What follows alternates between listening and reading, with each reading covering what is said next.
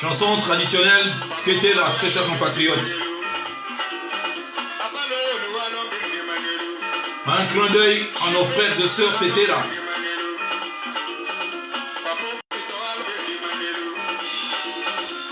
Un clin d'œil à nos frères et sœurs Tétéla, du Grand Kasaï. Oh Tétéla et Mafoumé, voilà. Bonjour à tous.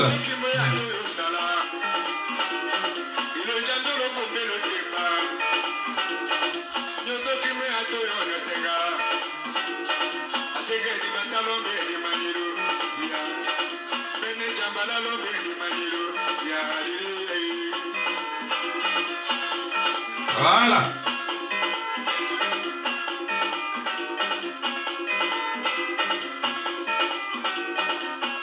Voilà. Bonjour, bonjour très chers compatriotes. C'était une chanson Tétéla, juste un clin d'œil à nos frères et sœurs Tétéla du Grand Kasaï. Alors nous sommes aujourd'hui le 20 je crois, hein? Bah oui, le 20 février. D'abord, salutations à Jean-Louis Lokassa, Tio Lio, Tétéla Mafumbe, bonsoir, bonjour. J'ai pas compris, Tio Lio, j'ai pas compris ce que vous avez dit. Vous voulez la musique, un peu de chanson, ou bien quoi? J'ai pas compris. Nous voulons écouter mon frère. Ah, d'accord. C'est bon, j'ai compris. Alors, je disais que nous sommes le dimanche 20 février.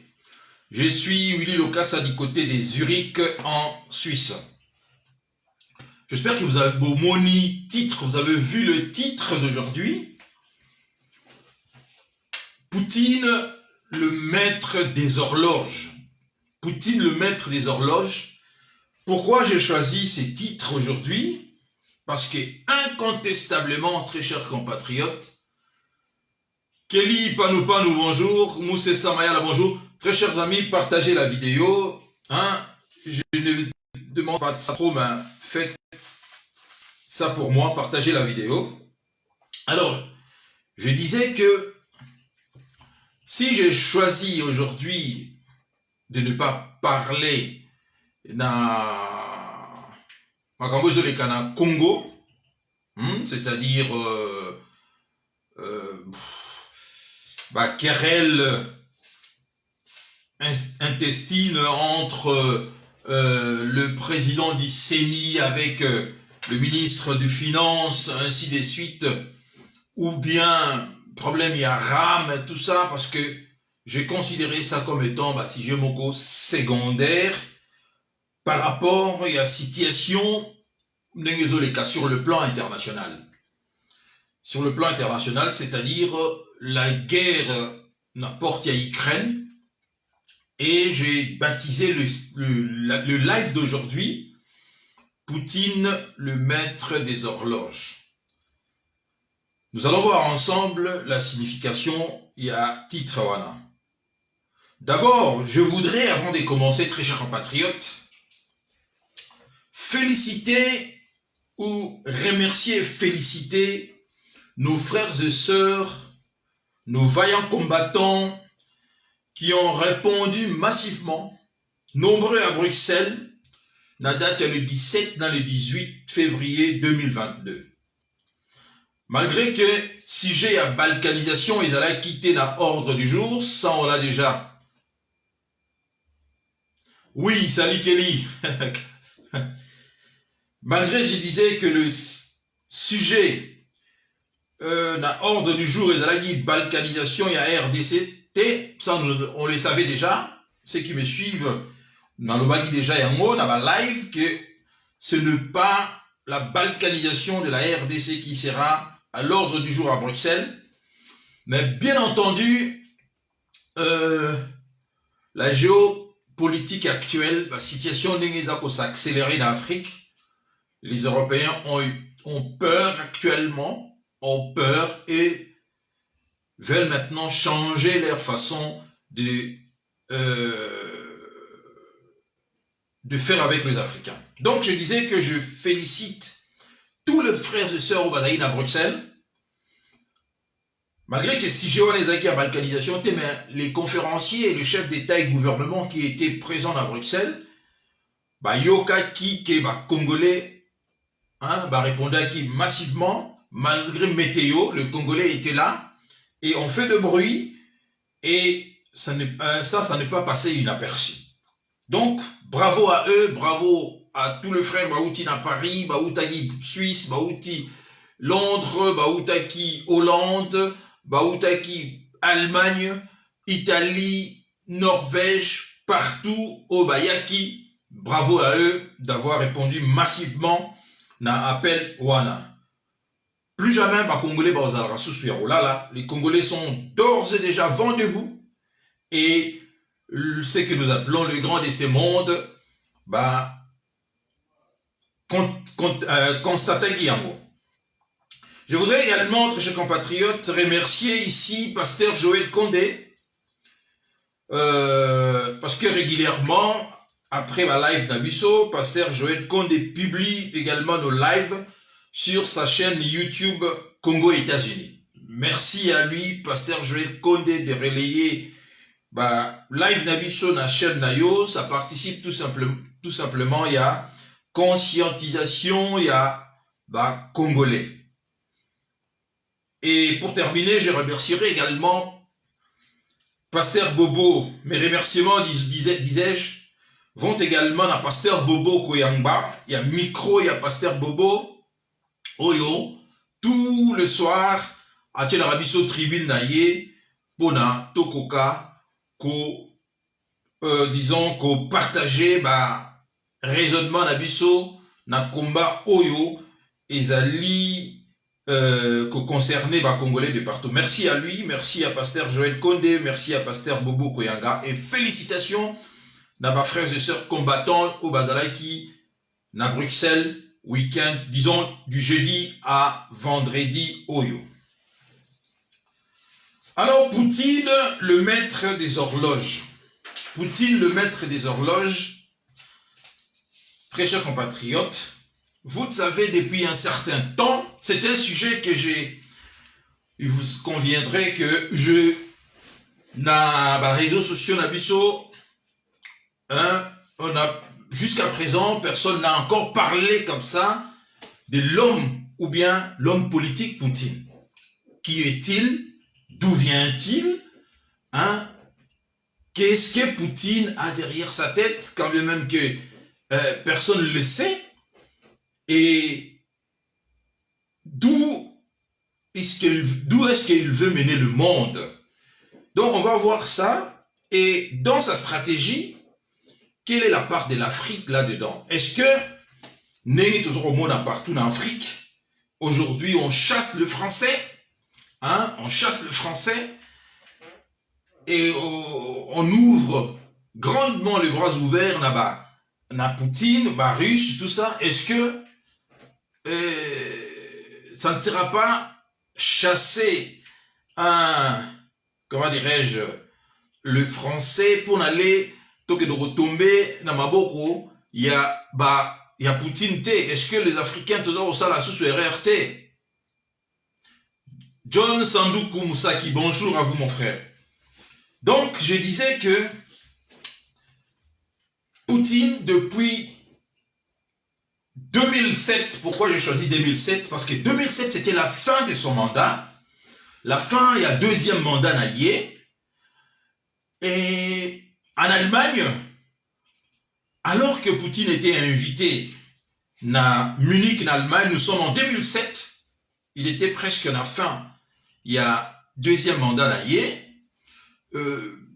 Personne ne pouvait imaginer qu'il allait faire ce qu'il a fait là, notamment remplacer Dimitri Medvedev, garder le pouvoir lui et mettre son ami Dimitri Medvedev à remplacer. Personne n'avait envisagé cela. Nous sommes ici, la ouverture, c'était d'ailleurs, ça fait aujourd'hui nous sommes en 2007, 2022 aujourd'hui, ça fait 17 ans. Hein, parce que c'était le 18 février 2007. Nous sommes aujourd'hui le 20 février 2022. Hein, ça fait 17 ans. La conférence de Munich sur la sécurité, où la forum wana réunit tout le... Parce que c'était cette année aussi, ils ont en Allemagne, pendant que je parle ici, cette année, l'invité principal, je vis là, c'est la vice-présidente américaine Kamala Harris, qui est l'invité principal. Hein? Et le vice-président, et le président ukrainien, c'est-à-dire Volodymyr Zelensky. Par contre, le Russe n'est pas invité cette année ici. Mais revenons un peu en arrière, il y a de cela 17 ans. Qu'est-ce qui s'est passé? Parce que ce discours est passé inaperçu. Alors que dans ces discours, Poutine avait déjà lancé, hein, avait déjà tracé politique naïe. Mais puisque nous sommes en 2007, l'arrogance libris et l'arrogance occidentaux, ils se sont dit que non, peut-être il n'a pas bien dormi, Poutine. Et qu'est-ce qui se passe? On n'a pas prêté attention à ce qu'il a dit. Alors, j'ai dit, il y a de cela 17 ans, presque jour pour jour, c'est bien un Russe qui avait marqué les esprits, Vladimir Poutine, avait prononcé un discours lors de cette conférence qui est resté dans le mémoire de tous les diplomates du monde entier. Le président russe y développait sa vision du monde tel qu'il le voyait et tel qu'il voulait qu'il soit. Un discours annonciateur des années suivantes et de la crise que le monde vit actuellement. Lorsqu'il monte à la tribune de Munich, en février 2007, Vladimir Poutine est un président qui termine son deuxième mandat, je viens de le dire ici, et pense son dernier mandat. Il prévient d'emblée qu'il va éviter les formules de politesse et sous les yeux de l'assistance médusée, se livre à une attaque en règle de l'hégémonie américaine. Qu'est-ce qu'un monde unipolaire? Ça, c'est Poutine qui parle. Qu'est-ce qu'un monde unipolaire? C'est un seul centre de pouvoir, un seul centre de force, un seul centre de décision. C'est le monde d'un unique maître, d'un unique souverain. Dans la salle, la chancelière allemande Angela Merkel et les diplomates se décomposent. Le président russe développe sa vision de la sécurité en Europe. Il me semble évident que l'élargissement de l'OTAN n'a rien à voir avec la modernisation de l'Alliance, ni avec la sécurité en Europe. Ça, c'est Poutine qui parle. Au contraire, c'est une provocation qui sape la confiance mutuelle et nous pouvons légitimement nous demander contre qui cet élargissement est dirigé. Ces jours de 2007, Vladimir Poutine a donc posé le principe qui guide depuis la diplomatie russe. À l'époque, pourtant, ce discours va être vite évacué par les dirigeants occidentaux comme s'il n'avait pas existé. Il est pourtant plus que jamais d'actualité. Donc, très chers compatriotes, je fais un retour en arrière il y a de cela 17 ans pour vous dire que ce qui se passe actuellement, Ezali Azarte, Poutine avait déjà parlé de cela. Bonjour Edo Kombala. Poutine avait déjà annoncé le couleur. Nous sommes à Munich en 2007, devant tous les diplomates occidentaux et les hommes importants il y a un monde occidental. Mais malheureusement, l'hybris et comment dirais-je, l'arrogance occidentale, zappa discours, on a fait comme si les discours n'existaient pas. Alors qui est Vladimir Poutine?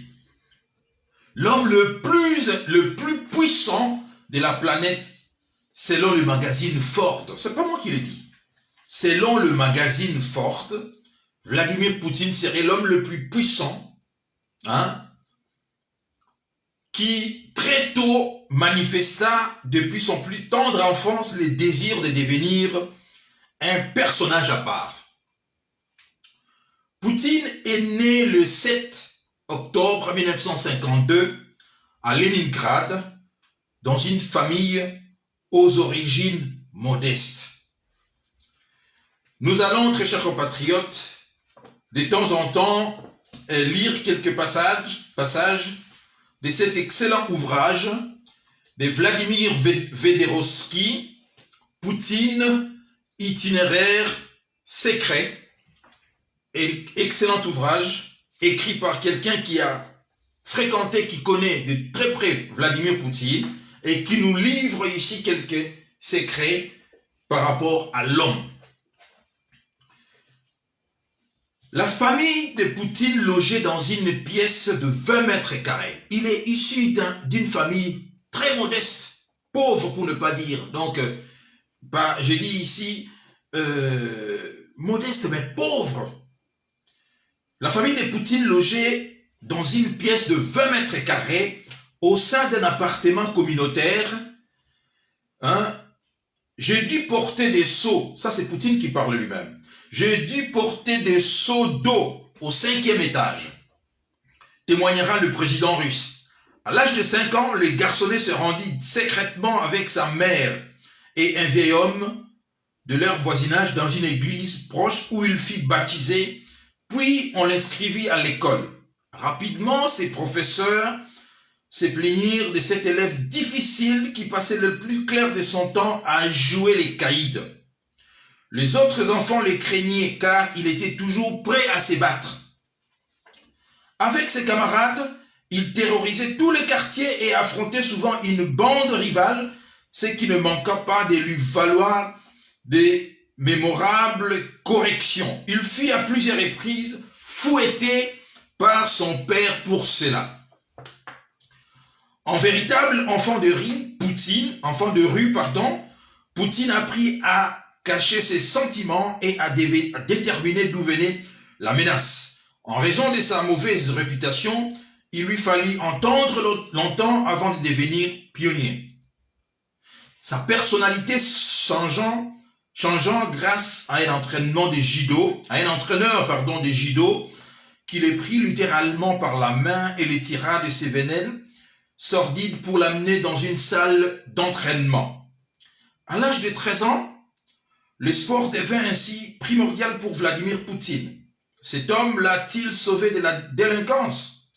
Dans un recueil d'interviews, le président russe décrivait ainsi son passé de petit soviétique élevé dans un appartement communautaire délabré, de Leningrad, où il passait son temps à poursuivre le rat et à découdre avec les autres gamins de la cour. En réalité, j'étais une racaille et il confessait, si je n'avais pas fait du sport, je ne sais pas comment j'aurais tourné. Donc, très chers compatriotes, vous voyez déjà que c'était un enfant, comme dit le président Babo,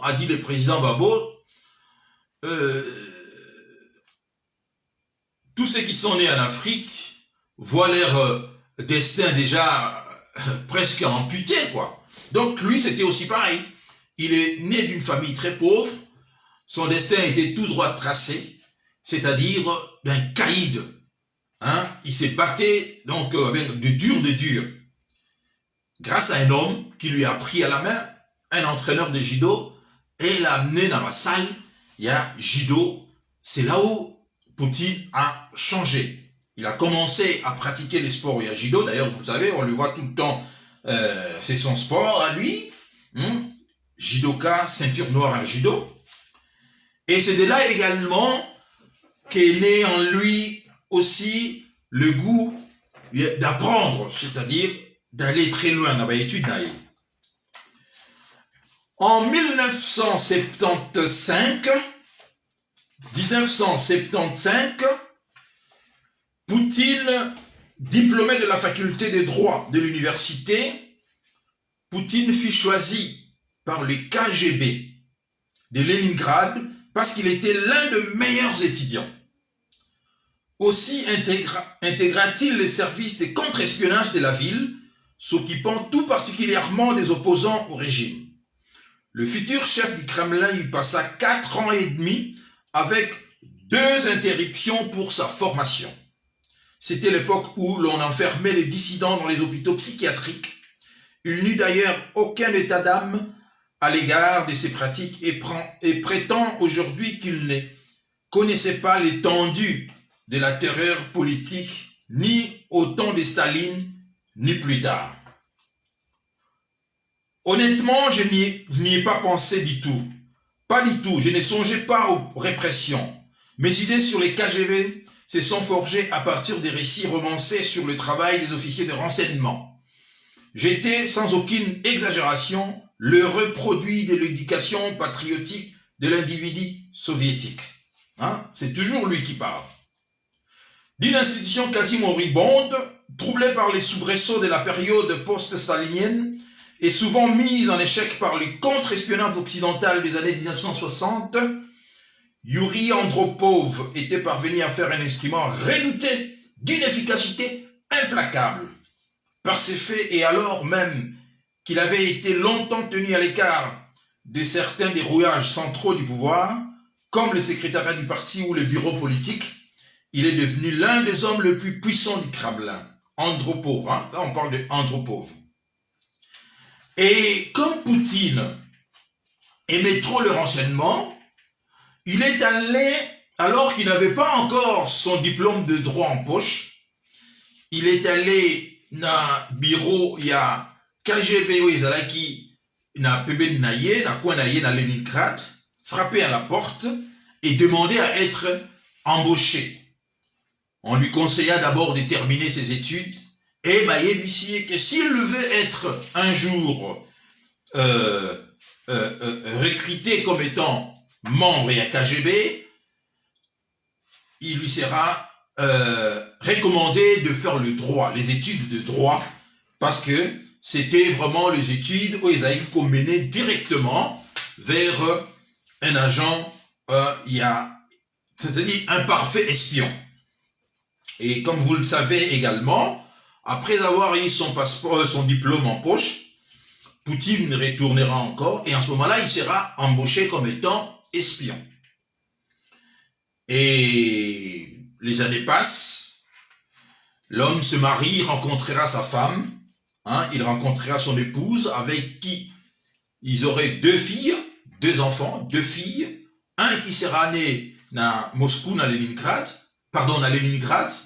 ex-Union soviétique, et l'autre sera né alors que Poutine était à Berlin, en Allemagne.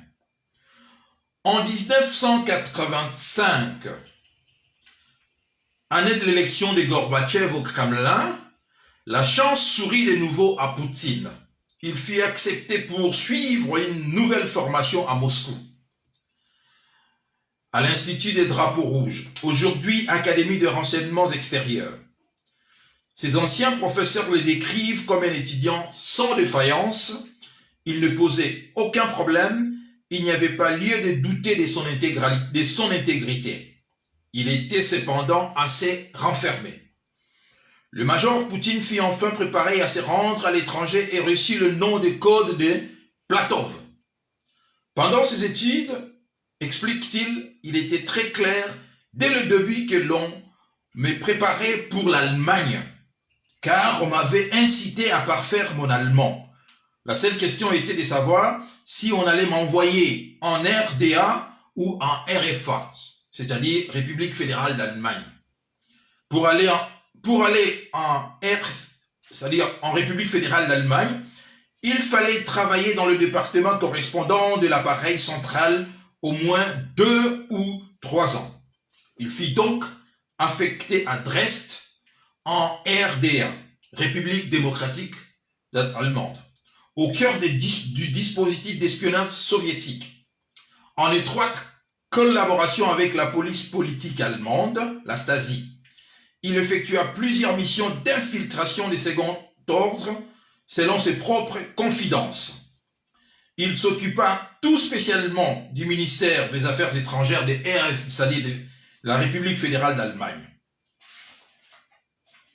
Le travail concernait les renseignements politiques. Il s'agissait de collecter de l'information sur des hommes politiques sur le plan de l'adversaire potentiel. Recrutement des sources, réception de l'information, traitement de celle-ci et réexpédition au centre. Il fallait réunir des données sur le parti politique et leurs tendances sur leurs dirigeants actuels et si possible futurs sur la progression de certains dans la hiérarchie de leur parti et de l'administration publique. Il était important de savoir qui faisait quoi. La ligne suivie par le ministère des Affaires étrangères concernant notre pays, son influence sur la politique à l'égard de divers problèmes dans différentes parties du monde. Ou bien encore, par exemple, quelle serait la position de nos interlocuteurs aux négociations sur le désarmement. Donc ça, c'était le travail des routines que Poutine exerçait alors qu'il était à Leningrad, l'actuel Saint-Pétersbourg. Oui, exactement, Jean-Louis Locassa. Donc, c'était un travail de routine, un travail d'un espion normal. Jusqu'à ce qu'arriva maintenant les années 1990. C'est-à-dire Gorbatchev, la perestroïka et la glasnost, et que maintenant l'URSS s'effondra, l'arrivée à Boris Yeltsin maintenant, et Boris Yeltsin que tout le monde a vu la décrépitude en direct, c'est-à-dire ses problèmes d'alcool, tout ça, et Poutine, déjà à l'époque, il travaillait aussi maintenant la mairie à Saint-Pétersbourg, Jean-Louis Locassa a aussi signalé du Awa, où il avait comme un de ses parrains, Anatoly Sobchak, Oyo, à joie sous ses ailes et à protéger qui est. Et venu maintenant la période, il y a Boris Berezovsky, l'ancien oligarque russe, ici avec la fille de Yeltsin, qui voulait naturellement protéger leurs richesses, protéger leurs avoirs, ce qu'ils ont pillé. Ils sont allés dénicher Poutine là où il était. Donc, par le fait hasard, ou je dirais ici, nous ne savons pas, par la manipulation et par service, seul le service de renseignement pouvait imaginer Poutine n'a poste wana. Poutine est d'abord devenu Premier ministre, vous le savez, et après, il a remplacé Boris Yeltsin. Aussitôt arrivé dans le Kremlin, nous avons vu Poutine directement déclencher une guerre contre la Tchétchénie. Contre la Tchétchénie, guerre première guerre naïe. Et premier accroc direct avec Boris Berezovsky, qui était ici considéré comme étant le mentor direct à Poutine, parce que Boris Berezovsky, oligarque, c'est lui le mathématicien oligarque, c'est lui qui est allé chercher Poutine, alors que Poutine était en vacances à Nice avec sa famille. C'est Berezovsky avec la fille de Yeltsin ici, qui ont pesé de tout leur poids pour que Yeltsin puisse accepter de mettre en avant Poutine. Mais, comme politique et Zalaka, nous sommes en train de le vivre aujourd'hui. Politique et Zalaka compliqué, le même qui vous a mis le pied à l'étrier, c'est lui-là même que vous combatez en discorde. Berezovsky serait retrouvé mort à Londres, dans sa villa de Londres. Retrouvailles mort, ce sont des agents et à Poutine qui l'ont exécuté. Poutine n'a ni besoin qu'entourer toujours le personnage. Poutine balancera une phrase. Quiconque qui ne regrette pas l'Union soviétique n'a pas de cœur. Quiconque qui veut la reconstruire n'a pas d'esprit. C'est une phrase énigmatique qui annonçait déjà l'homme. Poutine a été frappé, pas seulement lui, lui et les autres agents de renseignement, le russe de l'époque, ils étaient frappés par la honte et caractérisait la chute de l'Union soviétique. Surtout de voir comment est-ce que leur président Boris Yeltsin était moqué ici dans la réunion internationale. Vous avez vu des images où Bill Clinton s'est moqué ouvertement de Yeltsin, ivre d'alcool, de tout ça. On s'est moqué, Bill Clinton s'est moqué ouvertement de lui. Et ça, cet épisode, c'est un épisode où Russes belés se sont sentis vraiment humiliés et Poutine également s'est senti personnellement humilié. Alors, lorsque la chute a mis à Berlin, les Occidentaux ont fait ici pour d'abord la chute, il y a Berlin, oui, l'Allemagne, le deux Allemagne, tout ça, et c'est la réunification de l'Allemagne ici. Des promesses ont été faites au plus haut niveau et stipulé que l'OTAN s'est engagée de ne pas trop se rapprocher de la frontière de la Russie. Malgré l'engagement ferme au Gorbatchev, l'OTAN n'a pas respecté sa parole et l'OTAN a poursuivi son avancée vers l'Est. Vous avez vu la Pologne, la Hongrie, République tchèque, la Roumanie, la Bulgarie, hein, et puis de pays baltes rejoignirent le bloc de l'Est. Et ça, c'est ça qui a expliqué dans le discours, il y a Poutine, il y a Munich, il y a 2007, à l'Obagi déjà que non, nous ne pouvons pas accepter que l'Europe, hein, a ancienne république soviétique, c'est-à-dire, bon, le voisin immédiat, c'est-à-dire que le pays où est tombé sous escarcelles. Il y a l'OTAN, qui dit l'OTAN, c'est-à-dire les États-Unis et l'Europe occidentale. Voilà pourquoi Poutine avait fait cette sortie-là. Mais en fin stratège, en fin tacticien, il faut mettre en place une équipe capable maintenant et à mener l'ambition. Il choisira maintenant ici un grand stratège comme étant ministre des Affaires étrangères, Sergueï Lavrov, et lui, tacticien, à la présidence, et le ministère des Affaires étrangères, Sergueï Lavrov. Et l'OTAN, très chers compatriotes, donnera ici l'occasion à Poutine de mettre maintenant en œuvre son discours de Munich 2007. Comment il s'est fait? En 2008, l'occasion est donnée maintenant à Poutine par l'OTAN en invitant la Géorgie et l'Ukraine à adhérer à l'organisation du traité de l'Atlantique Nord, l'OTAN. Pour Vladimir Poutine, c'est une provocation américaine à sa porte. Et à l'époque, souvenez-vous, très chers compatriotes, la Géorgie a élu à sa tête un jeune président, au nom de Mikhaïl Saakashvili, qui ne cachait pas son américanisme ici primaire.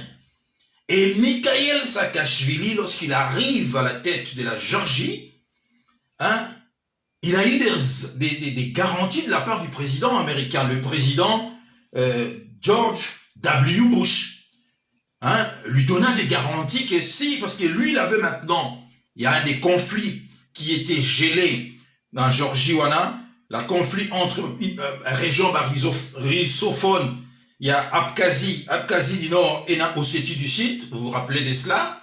C'était un conflit qui a été gelé depuis plusieurs années. Et maintenant, le président Mikhaïl Saakashvili arrive au pouvoir. Il veut maintenant résoudre ce problème par le coup, c'est-à-dire par la force.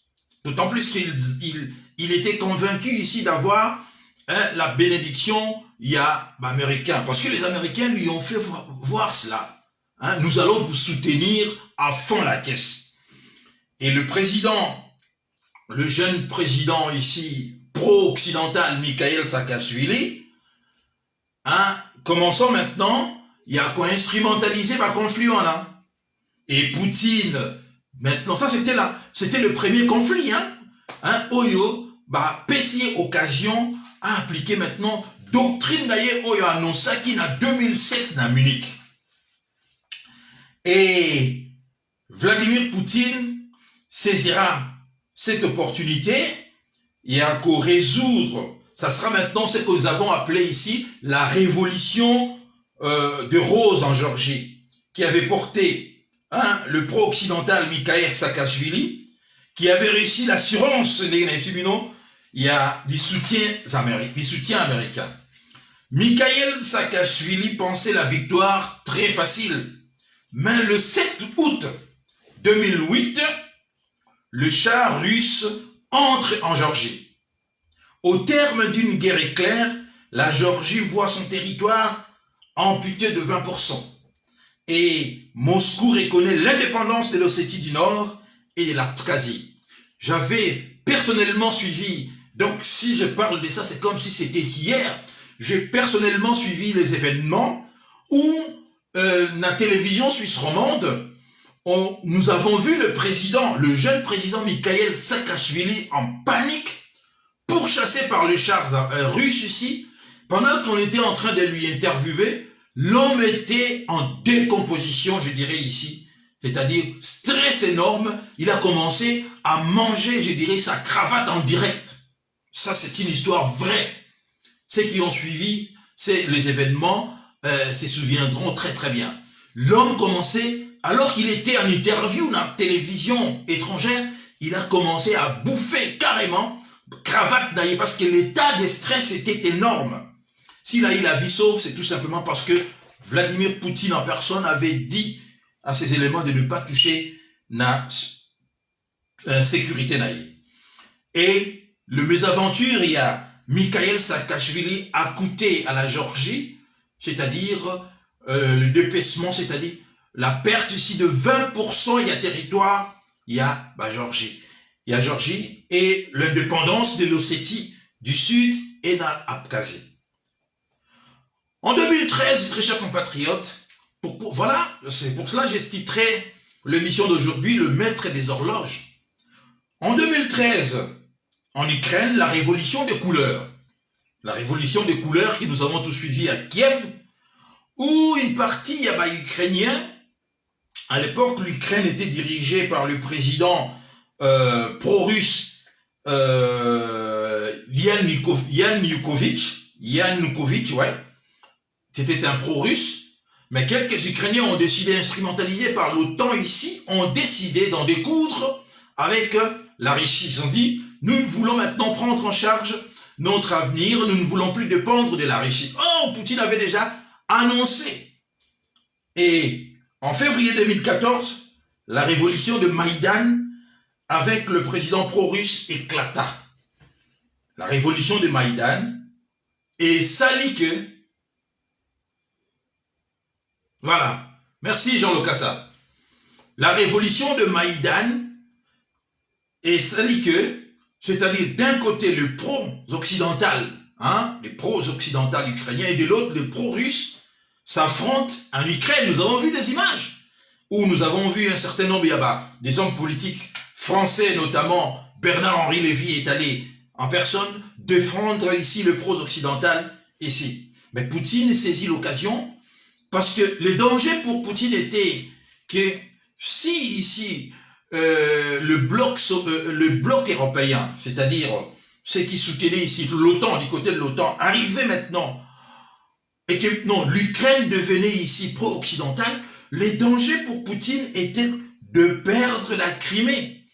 Oh, qui dit Crimée, c'est le port naval, il y a Sébastopol. Non mais ça c'était inconcevable pour les officiers russes et pour Poutine. Donc en 2-3 mouvements, ils étaient 4 personnes seulement, ils ont décidé d'annexer la Crimée. Nous sommes en 2014. Et la Crimée fut annexée et le port de Sébastopol fut sauvé. À l'est de l'Ukraine, toujours dans le même ordre d'idée, la région de Donbass que vous suivez tout le temps, Donbass également, peuplé majoritairement des russophones, s'embrasse également. C'est-à-dire, la guerre éclatée dans Donbass, et Poutine maintenant, avec de pro-russes ici, réussiront, il y a qu'obtenir l'indépendance, il y a la République de Donetsk et la République de Lugansk. Okay? Vous connaissez depuis 8 ans, la guerre est là-bas, la guerre est gelée, et maintenant nous ne savons pas comment. On a la Moussiango, et aujourd'hui, quand je parle d'aujourd'hui, pendant que je parle ici, na Donbass, que ça brûle, hein. C'est à feu, à sang là-bas. Hein? D'ailleurs, Poutine avait, comment dirais-je, a autorisé dans la famille Wanao, Bakoka, de femmes et les enfants, hein, sont partis maintenant du côté russe, où le gouvernement russe les a accueillis, hein, vraiment à bras ouverts, et puis payer chaque famille 10 000 roubles pour passer un moment avant que la zone dans la famille. Donc tout est fait pour accueillir frères et sœurs. Il y a Donbass, c'est-à-dire il y a Donetsk, il y a Lugansk, hein, en toute ici à bras ouverts. Et le gouvernement a donné à chaque famille ici 10 000 roubles. Et maintenant, au sud de la Russie, Sébastopol est sauvé. C'est-à-dire, la Crimée annexée, Sébastopol est sauvé. Et jusqu'aujourd'hui, on a vu que le conflit, il y a mis comme gelé. Il y a Donbass, c'est comme gelé. 8 ans et un moyen. Depuis que ça a commencé, ils ont gelé. Brusquement, nous assistons maintenant, bon ça va venir après. Nous sommes maintenant en 2000, donc Poutine, il est arrivé à annexer l'Ossétie du Nord, l'Ossétie du Sud, pardon, l'Abkhazie. Il annexe maintenant la Crimée, c'est-à-dire, il décrète ici, il proclame la République de Donetsk et de Lugansk, toujours de victoire. Et maintenant, nous sommes en 2011, ce qu'on avait appelé la révolution arabe. Hein? Les révolutions arabes qui ont vu ici, de part d'un certain nombre, il y a chefs d'État, notamment le premier président à dégager, c'était Ben Ali, le président tunisien, hein, qui a chuté grâce ou à cause, il y a Mohamed Bouazizi. Et ensuite, nous avons également connu hein, Muammar Kadhafi. Ils craignent la province aéronautique à l'époque soviétique, Yangowana, Poutine, Alingui et Kendete. Exactement, Jean-Louis Lokassa. Je vois que vous avez bien informé, très bien. Non, parce que Poutine considère l'Ukraine comme étant, ça a toujours été russe ici. Ils se disent que non, nous ne pouvons pas accepter ici que notre voisin immédiat, Ekoya, sous l'influence ici, il y a l'OTAN. Jamais. Et Poutine a fait, dans un premier temps, quand il est arrivé au pouvoir, hein, il était pro-occidental. Mais puisqu'il a vu que tout ce qu'on lui a dit, on a promis aux anciens dirigeants ici, notamment le secrétaire général de l'URSS de l'époque, pas Boris Lessine, je viens de le citer ici, on n'avait pas tenu parole. Et il a compris une chose, qu'avec les Occidentaux, il ne faut pas espérer grand-chose. Bango Bayoga langage beaucoup. C'est ce qu'est ce langage. Langage, il y a force.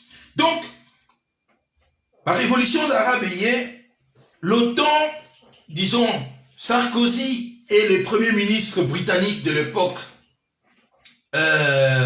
arrivent à détourner ici ce qui a été considéré comme étant ce qui était une résolution des Nations Unies, détourner en gros, parce que la résolution n'était pas, c'était pour aller protéger la population de Benghazi, toujours mensonge, qui était ici pionné, toujours mensonge, hein, par le troupe de Kadhafi.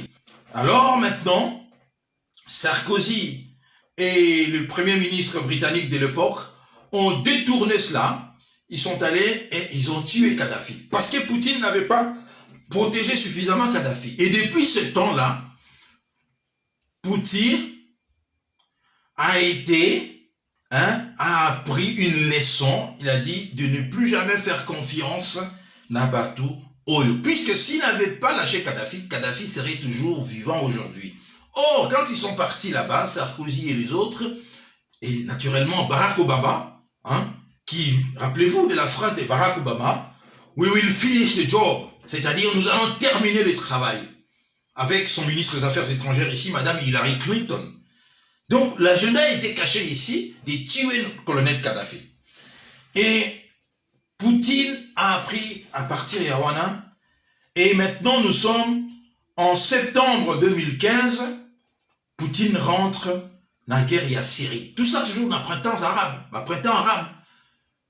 David Cameron, merci Sandoukou. Moussa, merci beaucoup. David Cameron, l'ancien premier ministre britannique.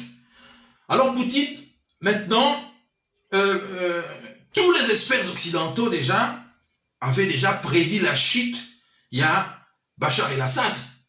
La chute imminente, il y a Bachar el-Assad. Tous les experts, tous les diplomates, ce n'était qu'une question de jours. Quand est-ce qu'il va tomber? Parce que l'homme était encerclé par les djihadistes. Il était ici, reclus ici, dans son villa là-bas, à la hauteur, il y a Damas, tout ça. Et c'était presque la fin, entouré de la famille alaouite, tout ça. Mais, Poutine, ma stratège d'ailleurs, Batali, Balobi, non.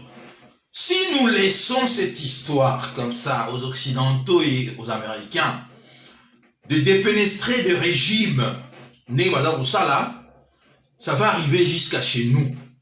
Parce que vous regardez seulement, vous avez vu, la Tunisie, l'Égypte, Kadhafi, tout ça.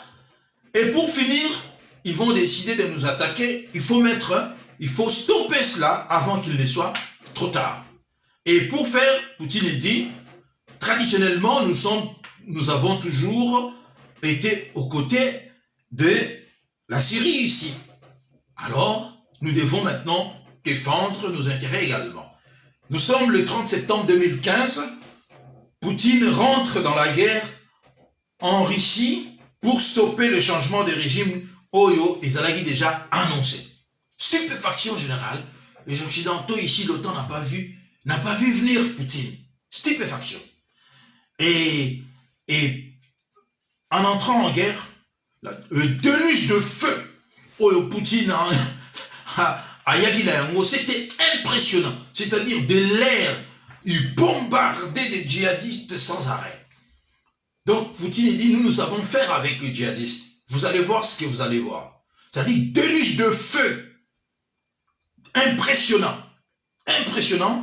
Et Poutine, 2 ans après, c'est-à-dire en 2017, le régime du président syrien, 2017, le régime du président syrien est sauvé. Mais c'est ici maintenant rentre en ligne des comptes, c'est que vous attendez désormais parler partout par le français, le groupe Wagner. Parce que Poutine ils ont tiré des leçons de la guerre en Afghanistan. C'est-à-dire voir des jeunes Russes, beaucoup sont tombés en Afghanistan et ils se sont dit, ça aura des répercussions sur l'opinion russe ici. Alors, ayons recours ici à un groupe maintenant, mercenaires maintenant, formé ici, hein, et ça veut dire une guerre hybride, quoi. Qu'est-ce que ça veut dire une guerre hybride? Une guerre hybride signifie tout simplement, vous atteignez vos objectifs par d'autres moyens, c'est-à-dire, personne, le gouvernement officiel n'est pas responsable, mais vos objectifs sont atteints par d'autres moyens.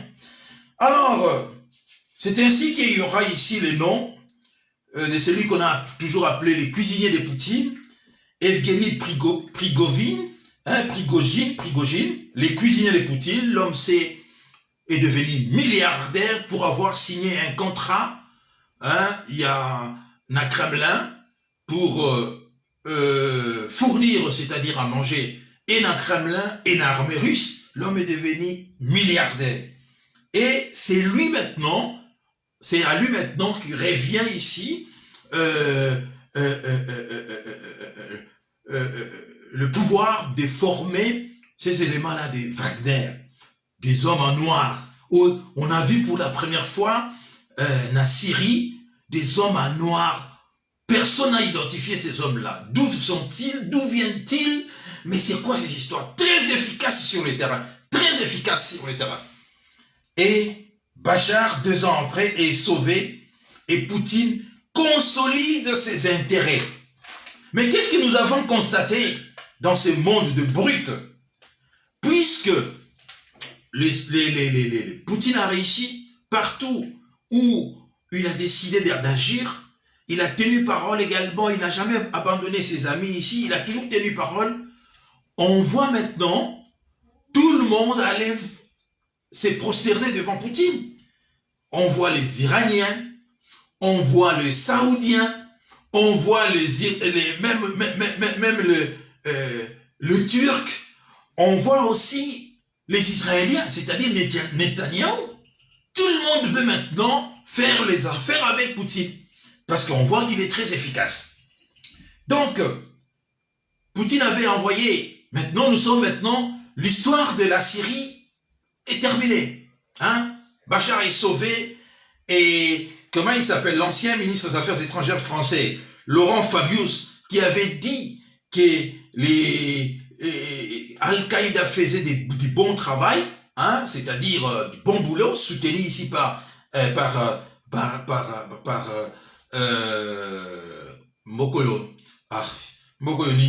Qatar, et Laurent Fabius dira que Al-Qaïda fait du bon travail, mais cet Al-Qaïda-là a été battu à plate couture dans Syrie. Maintenant, la Libye est venue. Poutine, maintenant, regarde faire Erdogan. Non, mais ça, c'est... intéressez-vous à ce qui se passe. Hein. C'est tellement, je vous dis que c'est incontestablement l'homme politique le plus important de ces 20 dernières années. Incontestablement. Je vous dis incontestablement. Poutine est l'homme politique le plus important de ces 20 dernières années. Incontestablement. Il voit maintenant, il dit, ok, vous nous avez dit en Libye que vous n'allez pas toucher la colonel Kadhafi. Vous n'avez pas respecté la résolution qui a été votée dans les Nations Unies. Vous avez contourné cette résolution, et vous avez massacré ici les colonels Kadhafi. Et maintenant, regardez ce qui est devenu la Libye. Regardez ce qui est devenu la Libye. La Libye est devenue maintenant un champ de bataille où règne la désolation totale. Et maintenant, on voit maintenant l'arrivée massive des migrants ici en Europe. Et ils commencent maintenant à regretter le colonel Kadhafi parce que c'est lui qui était le soupape ici qui freinait tout. Mais puisque la tentation est grande ici, il y a le pétrole libyen. Hein? Le pétrole doit couler à flot. Business is usual. Ça doit continuer. Poutine dit, bon, ok, d'un côté, il y a le Turc, c'est-à-dire la Cyrénaïque et la Tripolitaine, je crois, ouais, il y a Bongo.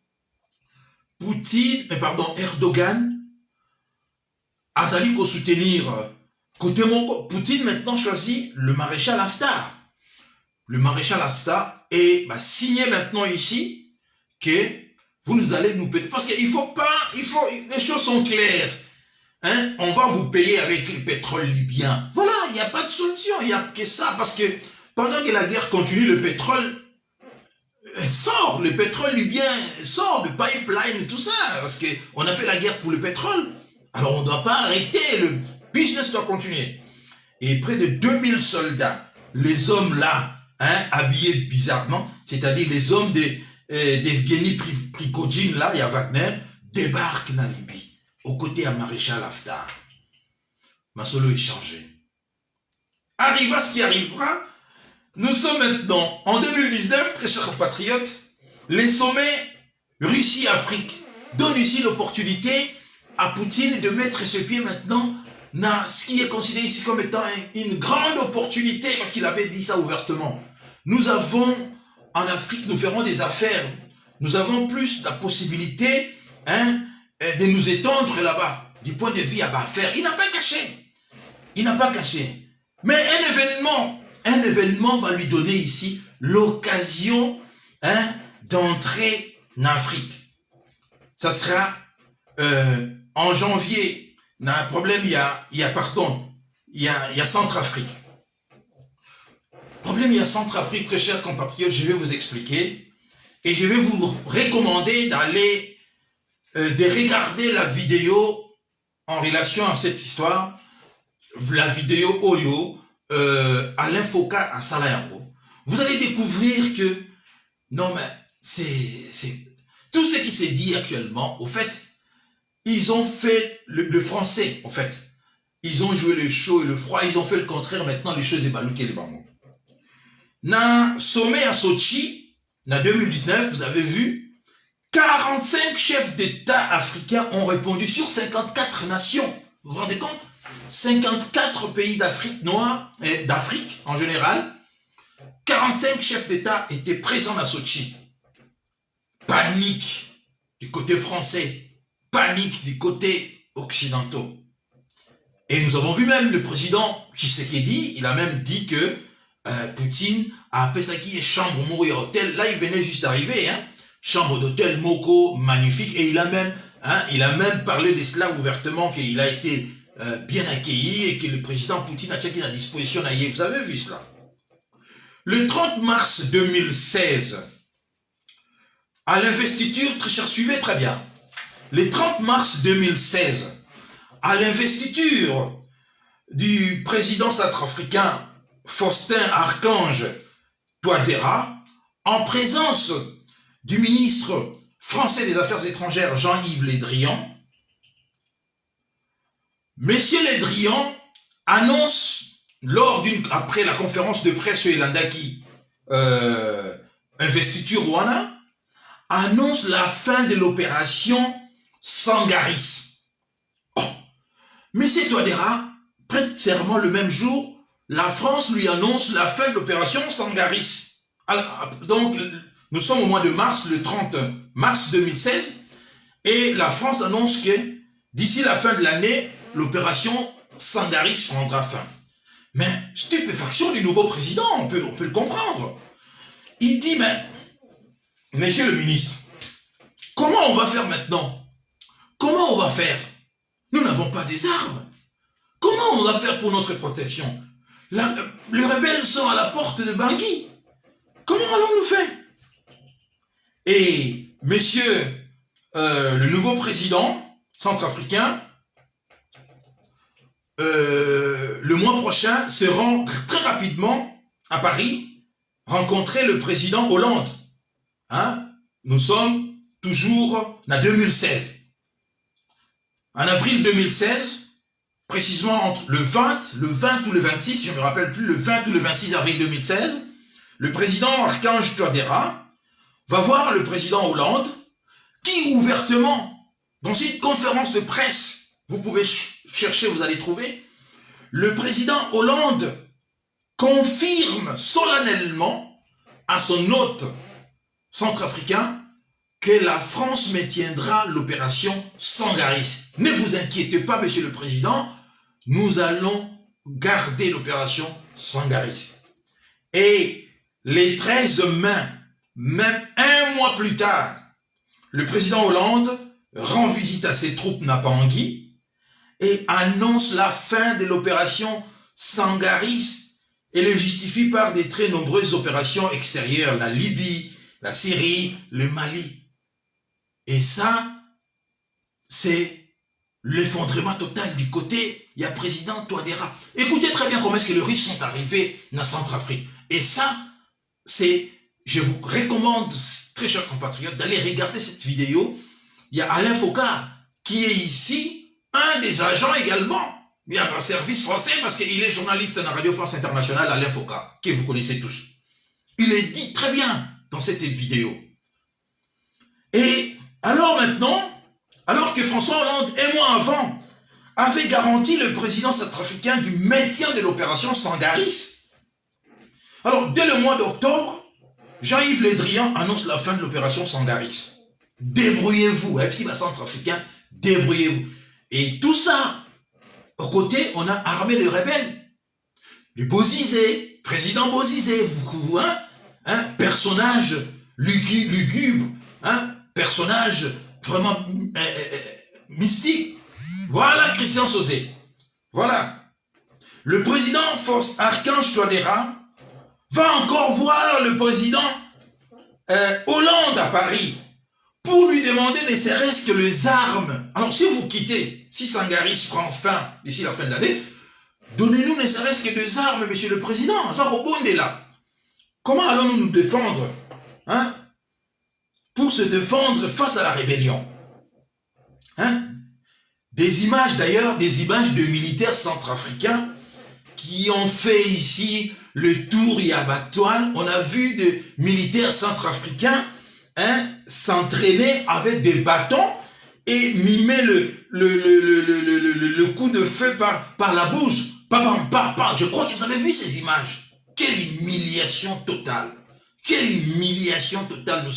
Nous sommes en 2016, très chers compatriotes. Le militaire centrafricain s'entraînait avec des bâtons.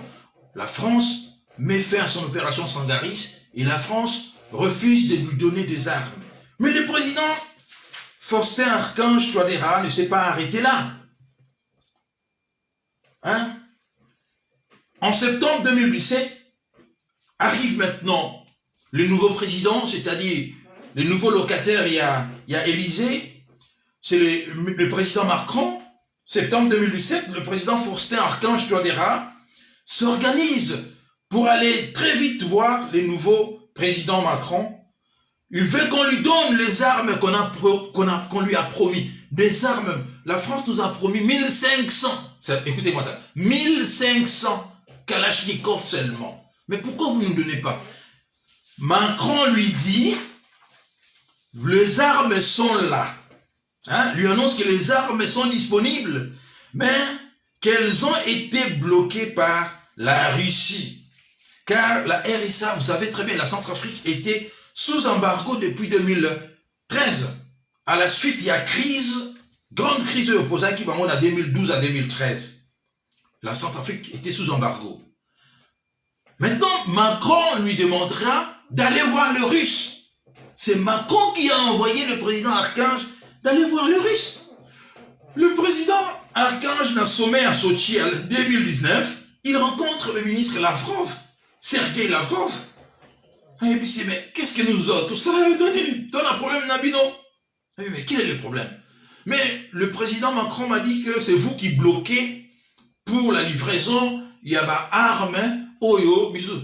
Mais le ministre Sergei Lavrov lui pose la question. Vous avez besoin, pardon, de combien d'armes? Vous voulez combien?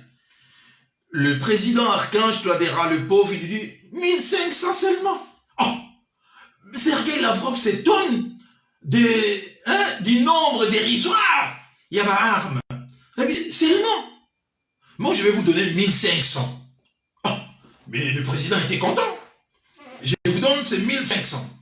Mais le ministre des Affaires étrangères prend soin d'appeler son président, Vladimir Poutine. Bah, c'est qui goûte ABC? Mais c'est quoi? Ah, mais ils ont besoin seulement de 1500 armes. Poutine dit maintenant, doublez-moi ces nombres-là. Paie ça par mot 3000 armes. Au lieu de 1500, paie ça par mot 3000 armes. Mais maintenant, il y a ces cas. Oh, bah, armes Oyo. Bah, Russe va bloquer qui? Parce qu'il y a ma convention, vous ne pouvez plus réutiliser des armes qui ont été utilisées sur il y a opération. Le 1500 armes que le Français voulait donner le président Faustin Archange Touadéra, ça trafic, c'était des armes utilisées par des chebabs somaliens. Donc c'était des armes qui ont déjà été suées ici, utilisées par des rebelles sans foi ni loi. Il y a des chebabs somaliens. C'était des armes, ça dit que les Français ont dit que armes, on a déjà, utilisé. C'était même pas des armes neuves. Et c'est pour cela la Russie a bloqué cela. Parce que c'était des armes déjà utilisées selon ma convention. On ne peut plus réutiliser cela. Il faut détruire ma arme. C'était dans ces cadres-là que la Russie bloquait. C'était pas dans les cadres qui n'est pas pu là-bas. Et voilà ici, le président Poutine double le nombre. Au lieu de 1500, il leur donne 3000 armes. Et lorsqu'il rentre chez lui, c'est toujours les Français qui ont dit à Archange Touadéra d'aller voir le Russe, d'aller discuter avec le Russe. Et dans le même ordre d'idée, le président centrafricain s'est découvert que Nambour il y a une ambassade russe. Il convoque l'ambassadeur russe dans son bureau. Et c'est comme ça que les Français ont poussé la République centrafricaine au mai, il y a Russe, la société Wagner ici. Vous comprenez? Parce que le jour où il y a eu livraison, il y a 3000 armes offertes par des Russes, c'était en présence de l'ambassadeur français, c'était en présence de l'ambassadeur américain, c'était en présence de l'ambassadeur britannique qui a été représenté ici par la mission diplomatique européenne, c'était en présence des officiels Nyonso Bazaki na Bangui. C'était au vu et au su de tout le monde. Il n'y avait pas de quelque chose de liquide. À partir de cet instant, Archange Touadéra est devenu l'homme à battre du côté de Paris. À partir de cet instant, il est devenu l'homme qui a fait entrer des Russes dans disons ici, dans ce qui a toujours été considéré par les Français comme étant Bilei na Bango. L'homme est devenu infréquentable dans Paris. Mais il devait se protéger. Et les Russes ont fait ce que les Français ont toujours fait. Quand il fait, c'est-à-dire donner un officier de renseignement au président Touadéra pour assurer sa protection. Et au demeurant, ils ont signé des accords également pour l'exploitation. Il y a ma matière première. C'est du donnant-donnant. Et aujourd'hui, avec les Rwandais, avec la société Wagner, la Centrafrique, est-ce que vous attendez encore, vous entendez encore la rébellion? Non. Et d'ailleurs, Bozizé est devenu NSDF. Il est soit à Brazzaville, soit au Cameroun. Personne ne sait là où il est. Il est devenu sans domicile fixe et il a perdu le job ici. Parce que l'arrivée des Russes, certes, ils ont commis des bavures. Personne ne peut dire ici qu'ils n'ont rien fait. Ils ont commis des bavures. Comme qui dirait ici, on ne fait pas des omelettes sans casser les œufs. Il y a eu des bavures. Mais rappelez-vous également, Mission Sangaris, des soldats à Mission Sangaris ont commis énormément de bavures aussi, notamment viol. Il y a ma petite jeune fille centrafricaine, en leur donnant des biscuits, tout ça. Des militaires français donnaient des biscuits à des jeunes filles centrafricaines et le violaient. C'était des... Vous comprenez cela? Alors maintenant, la France monte au créneau, il dit que non, on tue là-bas, ils ont des pratiques pas comme le nôtre ici, et ils sont en train de piller les diamants centrafricains. Mais c'est ce que la France a toujours fait depuis. La petite histoire tout simplement, vous allez voir que c'est ce pays qui a battu les records, il y a beaucoup d'États. David Dako, Bokassa, façon de faire chuter, vous allez remarquer que ici, c'était les intérêts de la France qui étaient d'abord privilégiés. Et les diamants centrafricains étaient considérés comme étant un diamant français. Maintenant, la France crie « Haro sur les Russes qui sont venus, qui pillent le diamant centrafricain. Biso ba français, banamalamu, biso kutu. Nous avons donné l'eau et l'électricité aux centrafricains. Nous avons construit des hôpitaux en Centrafrique. Nous avons construit des écoles. Regardez comment est-ce que la Centrafrique est à Kitoko. Il y a l'administration. Mais vous ne pouvez pas parler comme ça. Maintenant, dossier à Mali. Dans Mali, qu'est-ce qui s'est passé? Parce que quand vous regardez France 24, vous écoutez RFI, vous voyez que le français mente. Ils ne disent pas la vérité. Ils s'étonnent que la France est devenue personne non grata dans Centrafrique, pardon, dans Mali. Alors qu'ils oublient qu'en 2013, lorsque François Hollande, et ici on doit l'avouer, c'était le président, Diokounda Traoré, le président malien de l'époque, qui avait écrit ici pour demander de l'aide à la France. Mais ce n'était pas une aide au sol, il y avait un militaire. Il avait demandé, il y a une lettre qui est là. Le professeur ici, Franklin Nyamsi au Cameroun, il nous a longuement parlé de cette lettre. Je vous recommande également de suivre le professeur Franklin Nyamsi au Cameroun, qui fait des excellentes émissions sur cela, qui éclaire la lanterne des Africains sur cela. Professeur Franklin Nyamsi au Cameroun, il nous a dit, la lettre existe, où le président Diokounda Traoré avait demandé seulement un soutien de renseignement, du point de vue renseignement, et un soutien seulement aérien. Il n'avait pas demandé le débarquement des militaires français. Mais qu'est-ce qu'on a vu en 2013, l'armée française débarque maintenant dans Mali. Mais c'était, les Maliens ont applaudi. Les Maliens ont vraiment accueilli la bonne nouvelle de l'arrivée des Français. Allant jusque, nous avons suivi le président français ici, François Hollande, na Mali, je ne sais pas si c'était na Kidal ou bien il a dit, c'était le meilleur jour de ma vie. Parce que les Maliens étaient tout à fait contents. Et même les Maliens ont donné leurs enfants, comme il y a François Hollande. Beaucoup de Maliens, toujours dans ce même ordre d'idée, ont donné les noms à leurs enfants, le président Hollande. Mais qu'est-ce qui s'est passé maintenant de la joie maintenant à la situation que nous vivons maintenant, c'est-à-dire où le Malien, où les jeunes Africains demandent à la France de quitter, où on demande carrément à la France de quitter. Qu'est-ce qui s'est passé dans l'entretemps?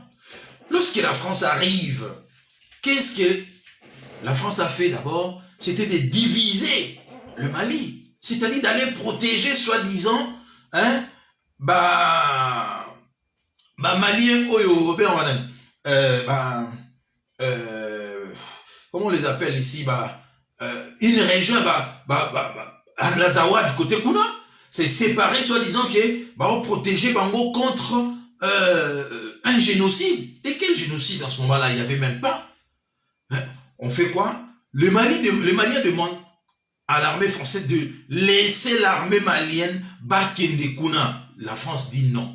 Mais qu'est-ce qui s'est passé? À partir de 2013 jusqu'à aujourd'hui, 8 ans ou 9 ans, non seulement les terroristes ont encore renforcé leur influence, mais la situation s'est 100 fois détériorée avant. On voit très bien sur le terrain ici, on a vu que le militaire qui était censé aller défendre ou bien protéger l'intégrité territoriale du Mali, Bazana Bango pour passer farniente ici, c'est-à-dire de vacances terribles, les Touaregs, voilà, merci Christian Tsosé et Ernest Milando, des Touaregs, voilà. On a vu ici que la France maintenant a instrumentalisé les Touaregs, a séparé carrément le Mali, qui a maintenant une zone, un no man's land, c'est-à-dire ici, du côté Kuna, il y a Touareg, personne ne va entrer, et ils allaient zone là-bas, tout simplement parce qu'il y a autant de richesses là-bas.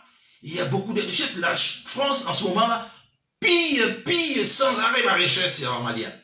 Et sur le plan politique, on voit que ça ne marche pas. De coup d'État en coup d'État, le président, c'est lui, paix à son âme, Ibrahim Boubacar, d'abord le président, le général ici, Alpha Oumar, comment il s'appelait, le général qui a été chassé là, et après il y a Ibrahim Boubacar Keïta, on a vu son fils, pendant que les Maliens étaient massacrés, son fils faisait la fête avec des Français et des Françaises, à Dubaï, partout, donc il était partout, fêtard vraiment, on se ramatait avec des filles. Le Malien voyait tout cela, et ça a commencé à prendre, la contestation, comment il commence petit à petit, et jusqu'à ce que, au sein de l'armée, il y a eu des officiers, des jeunes officiers, qui vivaient cette histoire, qui voyaient comment est-ce que la France, l'armée française, divisait le Malien, et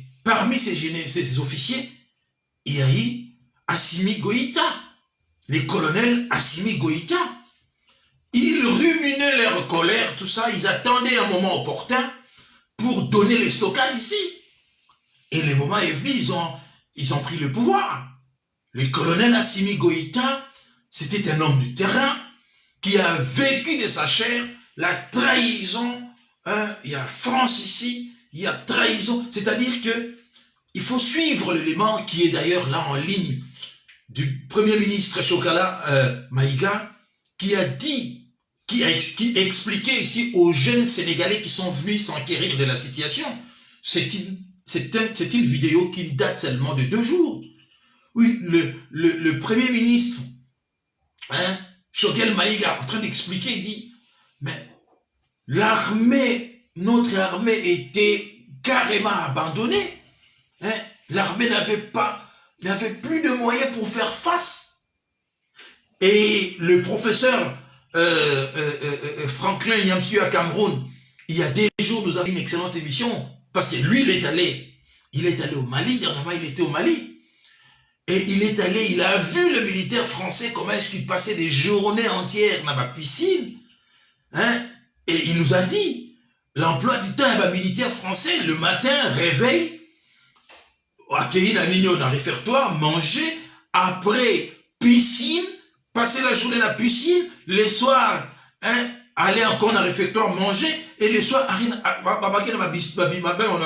bistrot pour aller boire, donc, farniente. Alors, des gens qui étaient allés pour défendre ici le Mali étaient en train de passer des vacances vraiment à non au fruit de l'argent malien. C'était scandaleux. Et aujourd'hui, le colonel Assimi Goïta, avec, comme à l'époque, Poutine avait également fait avec le ministre des Affaires étrangères ici, Sergueï Lavrov, colonel Assimi Goïta choisira maintenant à la tête, il a choisi personnellement le Premier ministre Choguel Kokala Maïga. Et vous voyez le tandem de ces 2 ans, vous voyez l'esprit. Ajoutez à cela le ministre malien des Affaires étrangères ici, hein, monsieur Mamadou, Mamadou Diop, je crois, monsieur Diop, mais vous voyez l'intelligence. Regardez comment est-ce qu'il a humilié ici, hein, Jean-Yves Le Drian. Mettez Jean-Yves Le Drian à la face du ministre malien des Affaires étrangères. Il n'y a pas photo. Ça, c'est la nouvelle génération des dirigeants africains décomplexés. Décomplexés, ce n'est pas les dirigeants congolais que je vois, ce n'est pas de Félix Tshisekedi. Non. De gens ici, vous voyez comment est-ce que... Mais la France ne dit pas la vérité. Il y a de cela 2 ans, la France avait expulsé sur le territoire français l'ambassadeur du Mali, en France. Le Malien n'avait plus d'ambassadeur, ça fait 2 ans.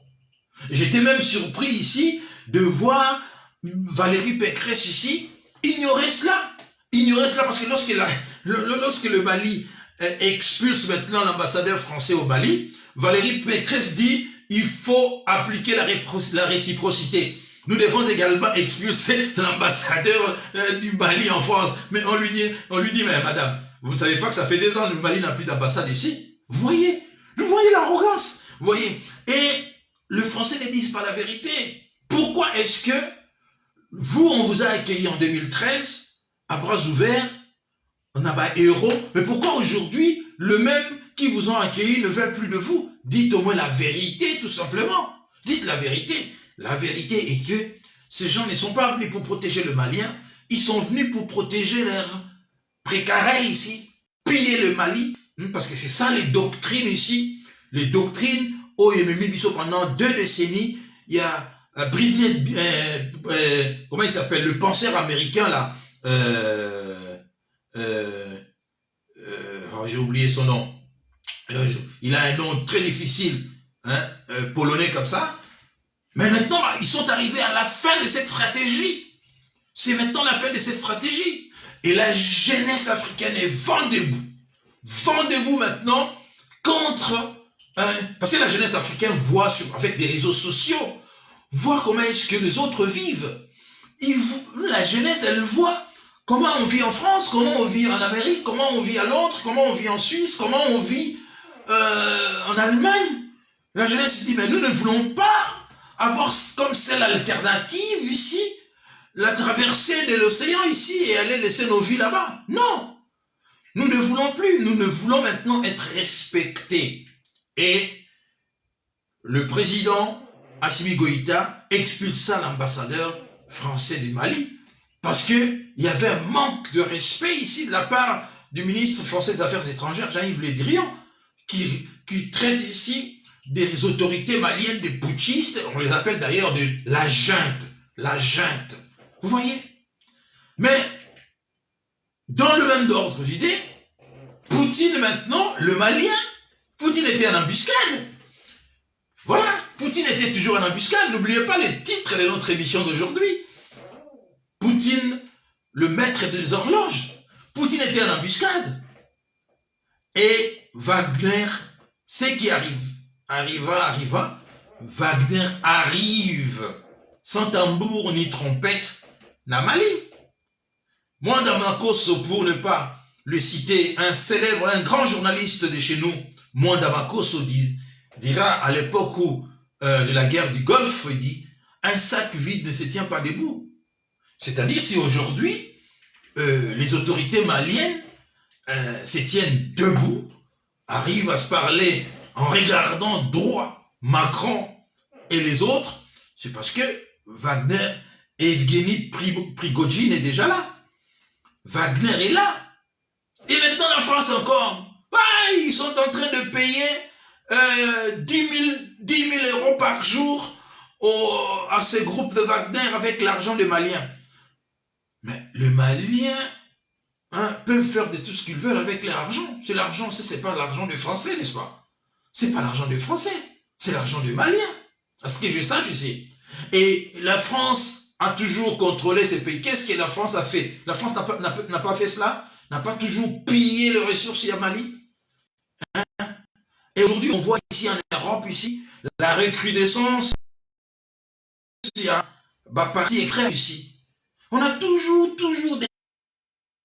détesté l'Afrique ici, la mer nourricière, alors que l'Afrique vous nourrit ici. Si la France perd son influence, telle qui sera là, parce que maintenant, la stratégie française, c'est là maintenant, de se redéployer maintenant autour. Il y a un certain nombre de pays, c'est-à-dire le Niger, Burkina Faso, et puis ici, le Guinée. Leur stratégie maintenant, c'est d'encercler maintenant, parce qu'ils ne veulent pas quitter. Lorsque la France, unilatéralement ici, en présence du président Macky Sall, du président Nana Akufo et du premier ministre belge, le président Macron annoncera unilatéralement le retrait. Il y a la fin et le retrait dans 4-6 mois de l'opération Barkhane. Mais moi j'avais dit dans mon Facebook, Christian Saucer, vous êtes tous là, j'avais dit, ça risque de se passer comme c'était dans Afghanistan, c'est-à-dire de bandades, parce que sur le terrain, la France est en position de faiblesse. Patatras, même pas des jours. Un jour après, la junte demande, le ministre malien de défense, ici, de la défense, insiste même dans son discours 3 fois à la France de quitter immédiatement le territoire malien. Mon frère, il faut lingalaphoniser ton émission ou analyse. Ce n'est pas tout le monde, un télo qui te suit. Ok, vous avez raison. Donc, Basengi na malien, Basengi na autorité, l'armée française va quitter immédiatement le territoire malien. Et là, Macron vient de faire sa déclaration, il dit, je cite Macron, je ne transigerai pas face à la sécurité de l'armée française. Mais non, on vous dit de quitter tout simplement, il n'y a pas à intransiger ou quoi. Non, quittez, partez, balingi lisusu binote. Est-ce que ezali bakamoro bunda? Et ça m'a bunda te. Maintenant, vous partez maintenant en Guinée, en Niger, vous voyez comment est-ce que la France maintenant, elle met des petits plats, des grands plats, c'est-à-dire qu'elle est en train ici de caresser le président du Niger dans le sens du poil. Pauvre, c'est-à-dire que la France est devenue tout simplement radioactive. Quiconque qui va oser se trimballer ici avec le président français serait détesté par sa population, point barre. La population na Niger, lingi pété, ils ont dit, nous ne voulons pas, parce que vous avez échoué. Na Mali, croyez-vous qu'ici, chez nous, vous allez réussir? Non. Non. partez. Et scandale du jamais vu, on voit les Africains eux-mêmes, en commençant par le président, le président Ouattara, le président ivoirien Ouattara, lui maintenant, qui est ici le principal pourfendeur ici, Yaba malien. Et la CEDEAO, qui a violé ici les textes au régir cette organisation, parce que nulle part ailleurs dans le texte de la CEDEAO, on a écrit qu'il faut qu'on frappe un des pays membres et organisations à la sanction. Mais c'est terrible, vous avez vu? Nana Akufo, en présence de Macron à Paris, je ne sais pas moi où, je crois que c'était à Paris, il faisait des discours, tout ça, sur l'Afrique. Mais c'est le même Nana Akufo aujourd'hui, hein, avec Ouattara, qui veulent maintenant ici, qui défendent ici les intérêts français en Afrique, hein, qui votent des sanctions contre le Malien ici. Vous voyez? Encore une fois ici, la France utilise la main noire, la main africaine, pour comment dirais-je ici, couper la tête des autres Africains. Mais, dans le même ordre d'idée, il y a élément moko audio qui circulait il y a de cela moins d'une semaine dans les réseaux sociaux, où on entend Ouattara avec le premier ministre Boubou Cissé en train de comploter contre le Mali. Mais c'est scandaleux. En train de comploter contre le Mali.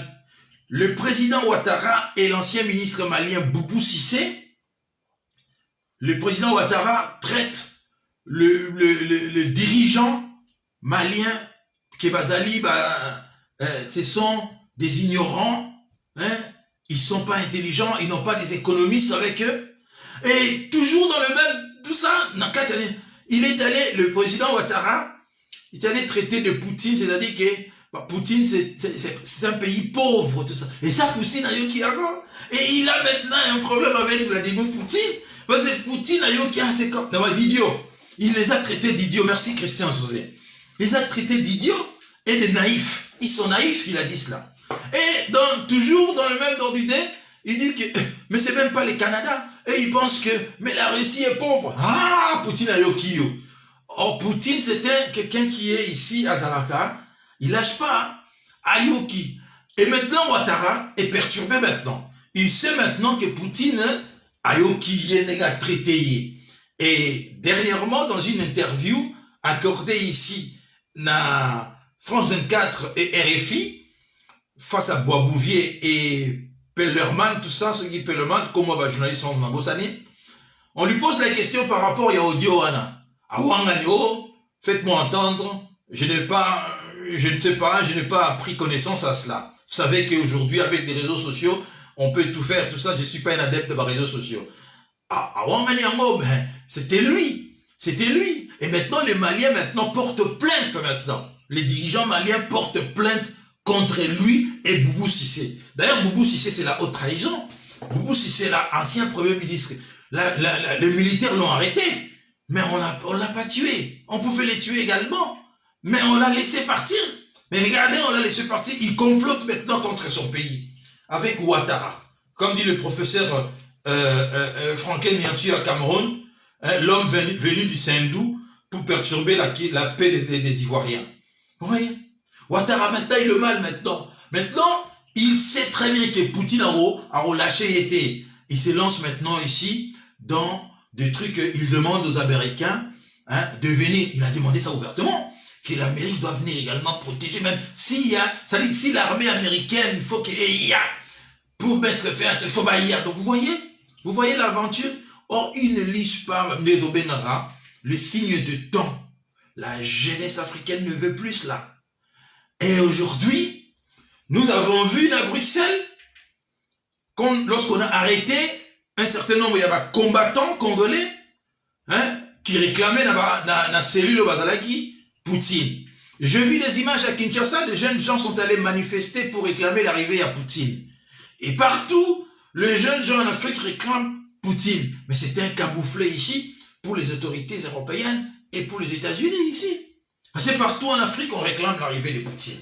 Posez-vous la question maintenant, pourquoi la jeunesse africaine maintenant ne veut plus de nous?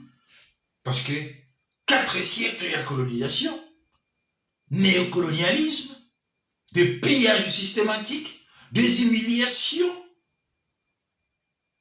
Chez Mondaro au Congo, vous nous avez pris un petit Kagame de rien du tout.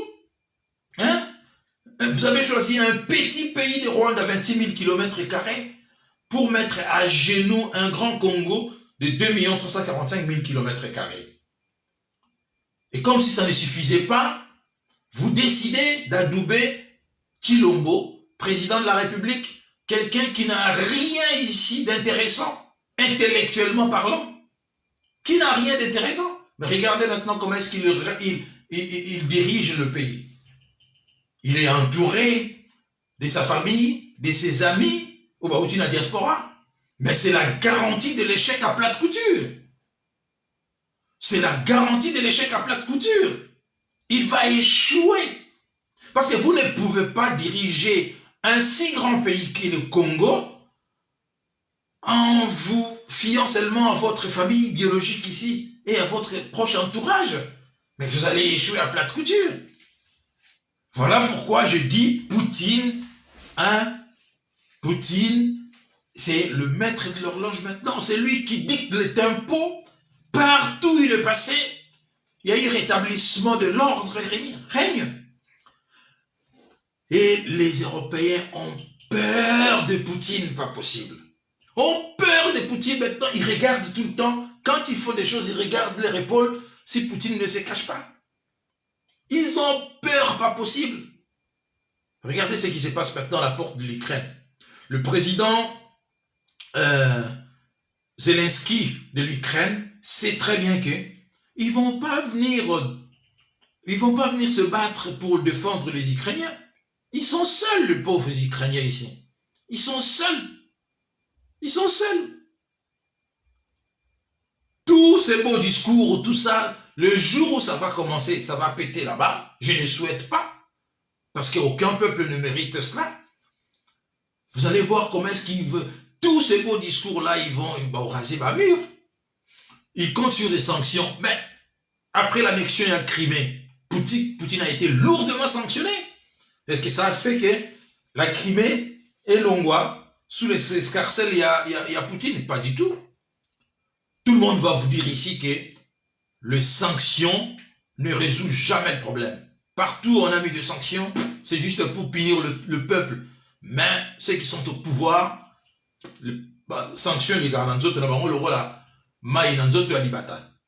vous comprenez? Voilà pourquoi j'ai choisi c'est si j'ai Poutine, le maître des horloges, parce que vous ne pouvez pas aussi, pendant qu'il y a des choses très importantes, ils ont les cas actuellement dans le monde, vous ne pouvez pas rester comme ça, regarder, ne pas réfléchir.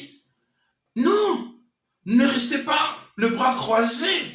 Mais Tshilombo, c'est un petit joueur. Un petit joueur. Hein? Et vous allez voir que dans les jours qui viennent, toujours dans la précipitation, parce que ce qu'il ne faut pas oublier que la France, hein, voit ici, parce qu'il y a eu 3 ou 4 coups d'État. Mali, 2 fois coup d'État. Burkina Faso et Guinée. 4 coups d'État. Vous comprenez? Et ils voient qu'il y a le pays aussi, Brazzaville, les Aliwana. Cameroun, les Aliwana, avec le vieux déjà qui est déjà moribond. Paul Biya. Togo, les Aliwana. Vous ajoutez à cela aussi Gabon, les Aliwana, avec un président déjà qui est physiquement incapable de diriger. Donc, tout ça, les Aliba pays où le lobby, nous ne serons pas surpris. Il y a coup d'État et ça va remplacer. C'est pas coup d'État, il y a anticipation que la France veut ici court-circuiter la jeunesse africaine. Mais cette jeunesse-là, aujourd'hui, est décomplexée. Mais vous demandez, alors je vais terminer par là. Ça, c'est aussi quelque chose que j'ai beaucoup apprécié dans la réflexion faite par Alain Foucault. J'ai beaucoup apprécié cela. On demande aux autorités du Mali d'organiser des élections. D'ailleurs, cela nous prouve ici que des élections made in Union européenne, ce ne sont pas pour le bien des Africains. C'est pour seulement instrumentaliser les gens ici. Parce que si c'était les élections, Ezalaka panacées ici, on n'assisterait pas à un coup d'État. Parce qu'au Mali, il y a eu des élections. Na Burkina Faso, il y a eu des élections. Na Guinée, il y a eu des élections. Mais à quoi ça sert maintenant de dépenser toujours autant de millions pour nos pays pauvres, autant on a besoin d'un million, pour organiser des élections qui seront par la suite contestées ici? Parce que ceux qui vont perdre ne vont pas accepter directement le résultat. Ils vont contester, ils vont demander si leur peuple va quitter la lune et on va massacrer la population. Et pour 5 ans encore, et venir dépenser, pour le Congo, nous avons dépensé 600 millions de dollars. Et dans sa vidéo, Alain Foucault a essayé un peu de réfléchir sur qu'est-ce qui représente les 600 millions de dollars que le Congo seul, parce que les Congo et ceux qui aident de mon côté à l'élection, Kabila avait refusé. Et cet argent peut construire des écoles, des hôpitaux, donner une certaine, ici quoi, faire en sorte que la sociale, il y a un peuple congolais et bata. Mais dans 5 ans encore, nous voulons encore sortir 600 millions pour dépenser pour l'élection, ils vont contester. D'ailleurs, que Toyebi, que Tshisekedi Bouta toujours président. Donc vous voulez encore dépenser 600 millions, prendre les 600 millions, c'est comme si vous prenez les 600 millions, vous tirez la chasse et qui. Parce que nous savons en Afrique que c'est lui qui organise des élections. Ça, c'est le président Bongo qui avait dit. En Afrique, on n'organise pas des élections pour le perdre. Celui qui organise les élections ne veut pas perdre. Chilombo est en train, par exemple, de tout mettre en place pour que lui soit proclamé président. Donc, vous allez dépenser encore les 600 millions pour que la même personne soit ici reconduite comme étant président. Et avec le même député, s'il vous plaît, le même député ici. Alors, pourquoi vous n'avez pas encore reconduit la même personne? Vous prenez les 600 millions là, vous dépensez ça autrement, vous construisez avec ça des écoles. Je parle ici pour toute l'Afrique, je ne parle pas seulement pour les Congo. Vous voyez dans quel piège, vous voyez dans quel piège il y a l'élection, piège à con. Parce que nos pays ont besoin de cet argent-là pour organiser autre chose que les élections. Au Cameroun, on a dit 300 millions. Na Guinée, on a dit 200 millions. Na Mali, donc, pendant ces temps-là, nous n'avons pas des hôpitaux. Nous n'avons pas des écoles. Nous n'avons absolument rien. Bonjour Mireille Santini. Rien. Moi je pense, très chers compatriotes, que nous devons réfléchir autrement. Il faut arrêter avec cette histoire des élections pièges à con. Non seulement nous sommes perdants sur tout le plan, parce que le sortant décide lui-même de qui va lui remplacer. Kanambe a décidé qui sera son remplaçant ici. Peu importe celui qui a été choisi par le peuple. Donc le 600 millions, ça aurait été mieux que Kanambe, ici, prenne le 600 millions, investisse ça en autre chose, et puis on y va, quoi. Ça, c'est aussi une piste, Moko. Il y a réflexion. Parce qu'aller dans l'élection, dans 2023, les élections, vous dépensez encore 600 millions. Mais cet argent peut faire beaucoup de choses. On peut construire, je ne sais pas, 1000 écoles avec ça. On peut acheter des flottes d'avions avec ça. Peut-être on peut acheter, on peut même construire ici des hôpitaux. Prenez le projet de 145 territoires. Il y a Tshisekedi. C'est combien qui dépense là? N'est-ce pas? On parle de 1 milliard. N'est-ce pas? N'est-ce pas? Ça fait 10 ans, des élections organisées. 1 milliard, projet Wana. Mais c'est, vous voyez, ou soit nous marchons sur la tête, ou soit, hein, parce que je vous dis sincèrement que cette histoire, il y a démocratie à l'ère européenne, il faut oublier un peu cela. Nous avons besoin des leaders éclairés. Nous avons besoin des hommes politiques éclairés qui ont une vision. Pas des jouisseurs comme des Chilombo. Pas des jouisseurs comme la famille Tshisekedi. Pas des jouisseurs comme des hommes politiques congolais Otoyebi et Belé. Pas ces gens-là. On n'a pas besoin d'eux. Je pense que la jeunesse africaine aujourd'hui, hormis la jeunesse congolaise par le Congo, est dans l'obscurité totale. Le Congo est dans l'obscurité. La jeunesse congolaise, c'est une jeunesse perdue. C'est une jeunesse complètement perdue. Il ne faut même pas espérer grand-chose dans la jeunesse, voilà. Mais l'espoir viendra du côté. Il y a un pays, il y a l'Afrique, Mali, Kuna. Ça sera comme dans l'époque, il y avait indépendance ici. L'effet domino est qu'épargner personne. C'est-à-dire ici, personne ne sera épargné. Ce vent-là, qui commence déjà en Afrique de l'Ouest ici, va embraser toute l'Afrique et va ici entraîner dans sa chute tous ces présidents corrompus et inutiles. Corrompus et inutiles. Voilà, très chers compatriotes, je pense être le seul, ici dans la diaspora, parler de ces sujets de Poutine, parce qu'on ne peut pas rester aussi, regardez, un homme aussi éclairé comme ça, l'homme l'homme politique le plus important de ces 2 dernières décennies, et puis on n'en parle pas. Non, nous devons aussi, comment dirais-je ici, s'accaparer de ces sujets. Regardez comment est-ce qu'il a...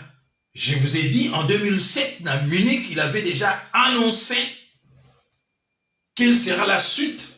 Mais il n'a pas été pris au sérieux. Il n'a pas été pris au sérieux. Mais il fait tout ce qu'il a dit dans son discours. Tapez seulement à n'importe quel moteur de recherche le discours de Poutine à Munich 2007. Vous allez voir, tout ce qu'il fait aujourd'hui, c'est ce qu'il avait dit devant Angela Merkel, alors il était encore jeune, Angela Merkel, il y a 17 ans. Vous voyez? Mais il a dit à Sochi, il a dit, non, même pas à Sochi, dans une autre réunion, il a dit qu'ils ne vont plus s'arrêter. Ça va continuer ainsi. Voilà pourquoi, ici, on voit maintenant le rétropédalage. Il y a l'Europe ici, à sa tête, Madame Ursula von der Leyen, qui s'est précipitée pour aller à Dakar au Sénégal et proposer 150 milliards de dollars pour d'ici 2027. Mais encore une fois, je vais dire ceci aux autorités africaines. Ce ne sont que des promesses. Si vous vous contentez de ma promesse, il y a tout haut, il va respecter la parole, c'est votre problème. Ces gens ne connaissent pas autre chose que l'épreuve de force ici. Ils ont 3 façons avec qui va fonctionner avec d'autres pays, notamment l'Afrique également. La ruse, le mensonge et la violence. Si vous oubliez cela, ça c'est votre problème. Donc, belle parole à Bruxelles, Kuna. Je parle ici aux autorités africaines, ça n'engage que vous.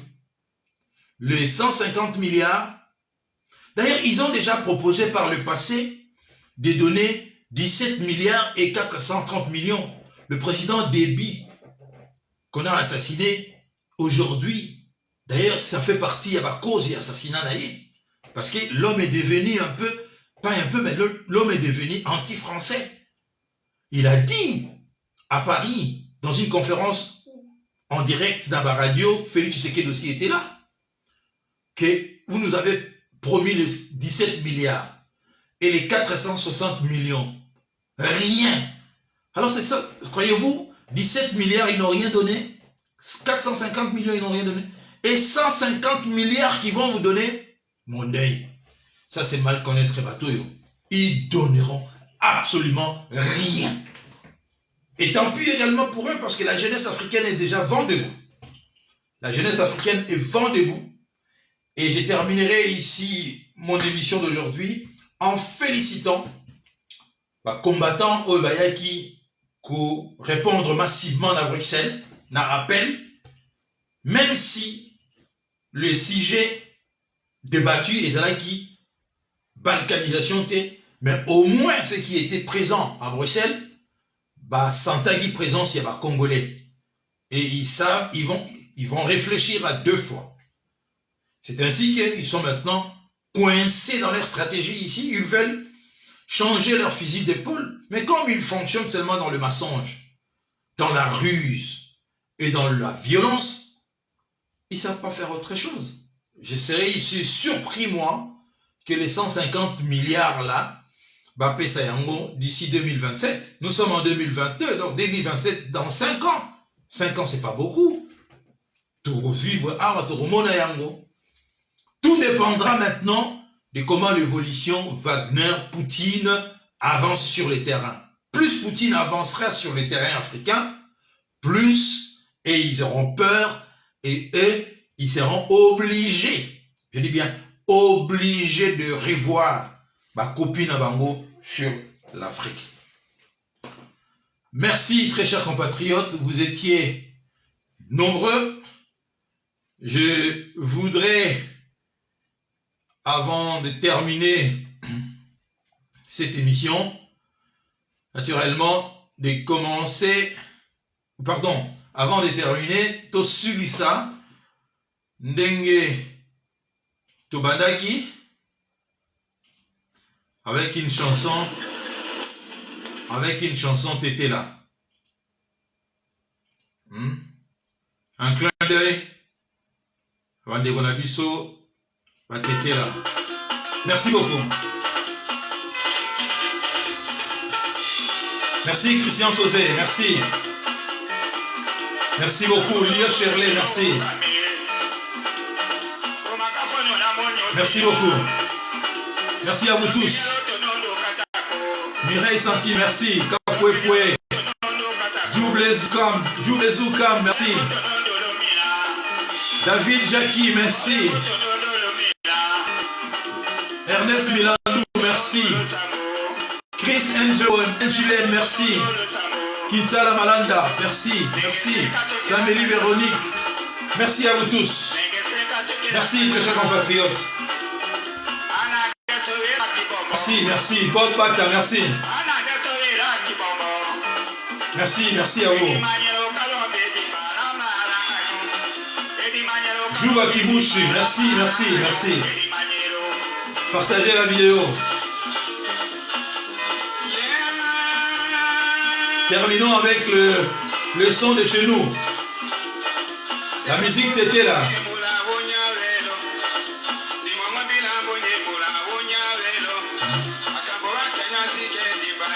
Terminons avec la musique Tété là. Que Dieu bénisse le Congo. Merci à vous. Adilson Kassa, merci. Adagio Force, merci Ingeta. Merci à vous, merci. Merci à vous, merci.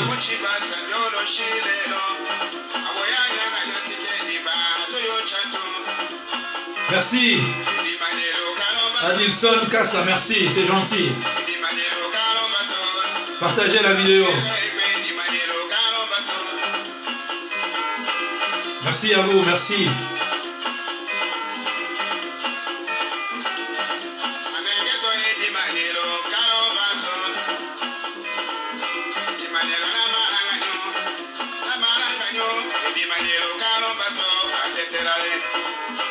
Wana tetelake mafumbe. Mireille Santimi, merci beaucoup, merci. Merci à vous.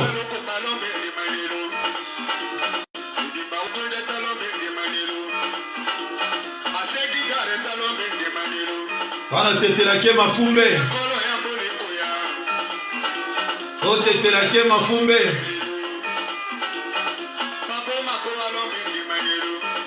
Merci à vous tous. Merci mes amis, merci.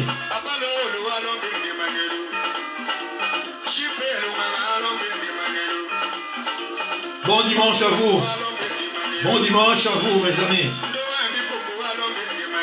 Et bon début à semaine.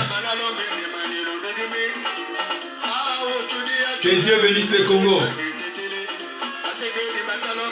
Que Dieu bénisse le Congo. Félicitations ma compatriote Nyoso. Tous ceux qui étaient à Bruxelles, félicitations à eux. Tous les combattants et toutes les combattantes qui se sont déplacés de partout, de Paris, de la France profonde, de la Belgique, de l'Italie, de la Suisse, de l'Allemagne, de la Norvège, de l'Angleterre. Bravo à vous. Bravo à vous. On est ensemble, très chers compatriotes. Merci à vous. Au revoir. Merci.